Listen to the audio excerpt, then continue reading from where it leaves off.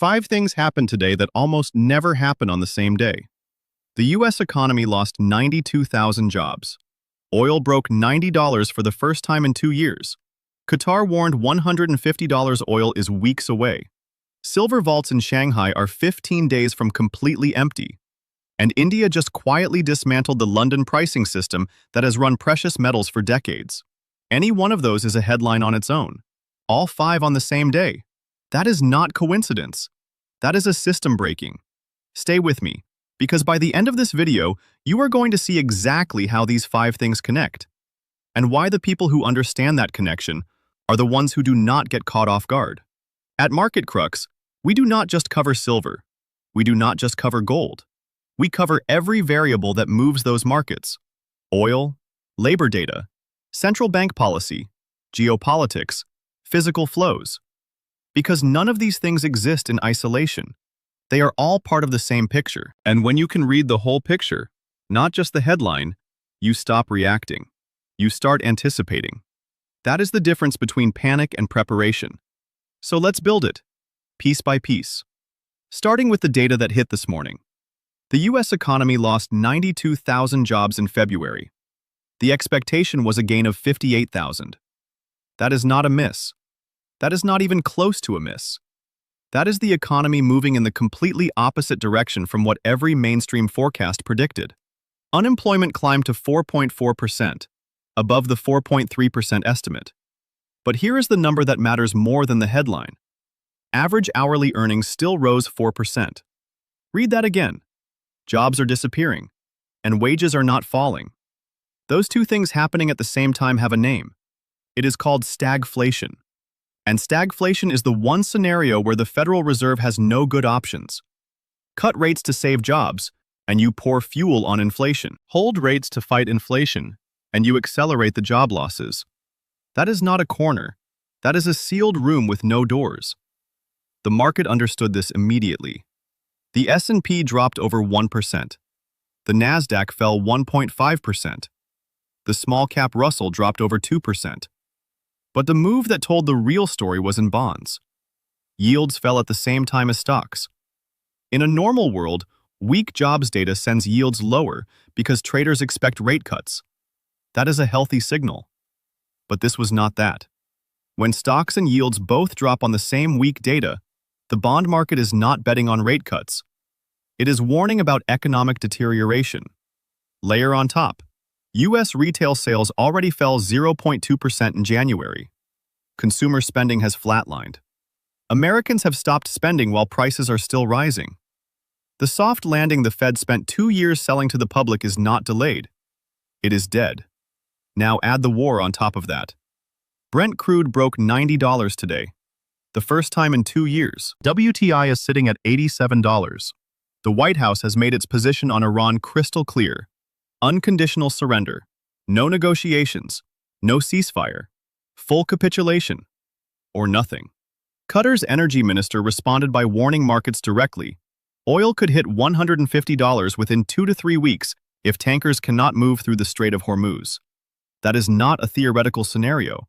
That is a named official from a major energy state giving a specific number and a specific timeline. Natural gas prices could rise 400%.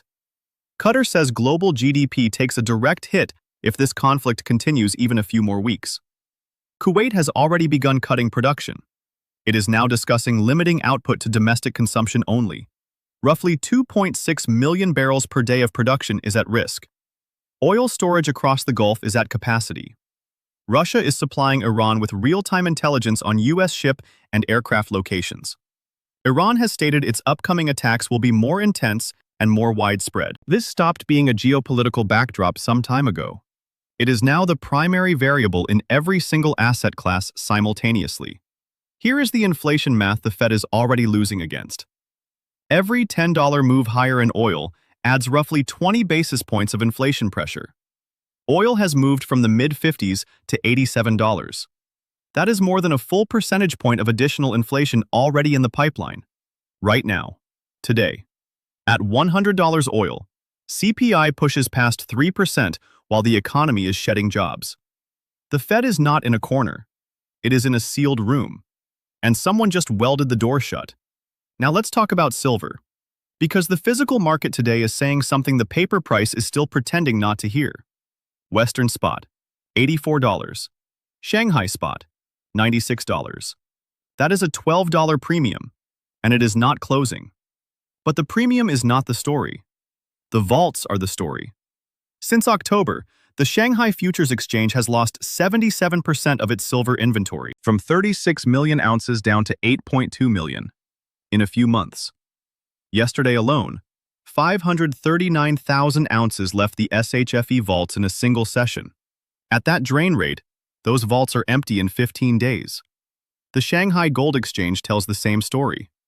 Down 64%, from 39 million ounces to 14.3 million. COMEX registered silver, the metal actually available for delivery, is down 34% over the same period. At current drain rates, enough silver remains for 91 days. 3 separate exchanges, 3 separate continents, all draining simultaneously. Someone knows something, and here is the detail most people are still not connecting. Silver backing COMEX futures contracts has been falling by approximately 20 million ounces every single month, for 6 consecutive months. Every day, the market waits for inflows that are not coming. The math is simple. Either inflows arrive, or price moves sharply higher to ration what is left. There is no third option. COMEX silver open interest just hit a 12-year low. Trading volume has collapsed. And the CME's response to all of this physical erosion? They cut silver futures margins by 22% in a single move, making it cheaper to hold paper positions in a market where the physical backing is disappearing the fastest. The paper market is becoming a hollow shell. The physical market is becoming a vault running on days, not months. Watch which direction open interest moves after this margin cut. That is where the next chapter starts to write itself. Now, this is the development that has received almost zero coverage in Western financial media. And it is arguably the most significant structural shift of the entire week. India's securities regulator, SEBI, has issued a circular effective April 1st.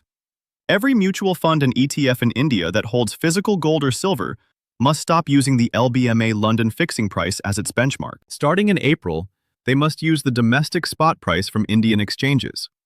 The official reason given is uniformity. The real reason is this. India has watched its domestic silver prices completely detach from London prices twice in the last 6 months, in October 2025 and again earlier this year. Why? Because physical metal could not be delivered fast enough from London to meet Indian demand. The arbitrage failed. The price decoupled. So India's regulator quietly rewrote the rules to reflect what is actually happening in the physical market, rather than what a London paper benchmark says. When one of the world's largest silver consumers formally walks away from LBMA pricing, you are watching the old system being replaced in real time. This is not a footnote. This is not a technical regulatory update. This is the end of the London-centric pricing era for precious metals, beginning to play out in public. The ones paying attention right now see exactly what this means for pricing power over the next several years. Now the price picture, and the honest part. Silver bounced from $81.60 at the 8 a.m. open and recovered to $84 in the New York session. That is a 3 to 4% move in a single session. The short-term tape is cleaner than it was 24 hours ago. For that to hold, the morning lows at $81.60 cannot be revisited. If this market wants to move higher, it should not need to go back down there. Next levels of interest on the tape, $85.50 and $86.80. This is tape reading, not a signal, just observing what the structure is showing. Gold is at $5,149. It spiked hard on the 8:30 a.m. NFP print, gave it all back within 15 minutes, then pushed higher again as the dollar softened.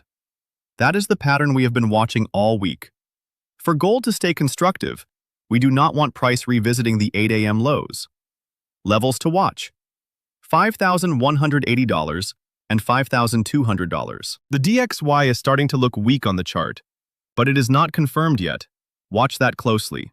The bear case is real, and we respect it. Thin participation means price can move violently in either direction on very limited volume. The CME margin cut makes it just as cheap to hold paper shorts as longs. That invites volatility. War headlines change by the hour and carry tail risk in both directions. Dollar resolution is still unclear. These are live risks. Build them into your sizing. Let's bring it all together, because today was not a normal day. The jobs report broke the soft landing narrative permanently. On the exact same day, oil broke 2-year highs on war escalation. The Fed is now simultaneously facing rising inflation and rising unemployment. Retail consumption is contracting. Consumer spending has flatlined. Physical silver across 3 continents is at multi-year inventory lows with no meaningful inflows in sight. India has formally moved away from LBMA pricing, stripping the West of a pricing mechanism it has relied on for decades. And the paper market is hollowing out just as the physical squeeze tightens. 5 separate developments, one interconnected structural story. The question worth watching over the next 30 days. What happens to COMEX registered silver as the SHFE approaches empty? When the Shanghai Futures Exchange is down to the equivalent of 4 days of global mine supply in its vaults, that is not a silver market operating normally. That is a market where the paper-physical gap is no longer a cyclical problem. It is a structural one. Watch the positioning data that follows this margin cut. Watch which direction open interest moves. Check the COMEX inventory reports yourself. Verify the CME margin data yourself. The more you verify for yourself, the less you need anyone else's narrative, including ours. That is the goal of this channel. Not to tell you what to think, to give you the data to think for yourself. Invest with logic, not hype. Market Crux, signing off.